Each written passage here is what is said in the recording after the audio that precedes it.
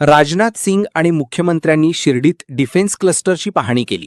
या प्रकल्पामुळे make in इंडियाला मोठी चालना मिळणार असून हजारो कोटींच्या गुंतवणुकीमुळे रोजगाराच्या नव्या संधी उपलब्ध होणार आहेत.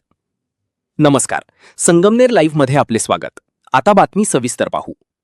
भारताच्या संरक्षण स्वावलंबनाच्या दिशेने एक ऐतिहासिक पाऊल उचलत शिर्डी येथे उभारण्यात आलेल्या देशातील सर्वात मोठ्या खासगी संरक्षण उत्पादन प्रकल्पाची अर्थात डिफेन्स क्लस्टरचे केंद्रीय संरक्षण मंत्री राजनाथ सिंग आणि महाराष्ट्राचे मुख्यमंत्री देवेंद्र फडणवीस यांनी आज संयुक्त पाहणी केली. या पाहणी दौऱ्यावेळी chief of defence staff general Anil Chauhan आणि जिल्ह्याचे पालकमंत्री राधाकृष्ण विखे पाटील यांच्यासह अनेक वरिष्ठ लष्करी व प्रशासकीय अधिकारी उपस्थित होते. शिर्डीतील हे डिफेन्स क्लस्टर केवळ एका राज्यापुरते मर्यादित नसून ते संपूर्ण देशाच्या संरक्षण गरजा पूर्ण करण्यासाठी सज्ज होत आहे.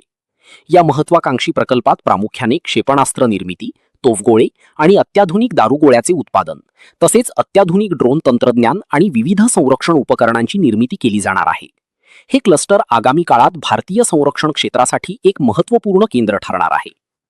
या प्रकल्पासाठी हजारो कोटींची मोठी गुंतवणूक करण्यात आली असून यामुळे भारताच्या संरक्षण स्वावलंबनाला मोठी बळकटी मिळणार आहे. या प्रकल्पामुळे देशाला संरक्षण साहित्यासाठी परदेशावर अवलंबून राहण्याची गरज कमी होईल आणि मेक इन इंडिया मोहिमेला अधिक गती मिळेल.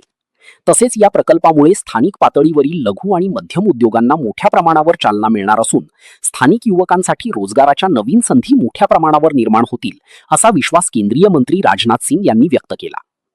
तसेच भारत आपल्या संरक्षण उत्पादनात पूर्णपणे स्वावलंबी होण्याच्या दिशेने वेगाने वाटचाल करत असून शिर्डीचा हा प्रकल्प त्यात अत्यंत मोलाची भूमिका बजावेल असे मत मुख्यमंत्री देवेंद्र फडणवीस यांनी यावेळी व्यक्त केले. धन्यवाद.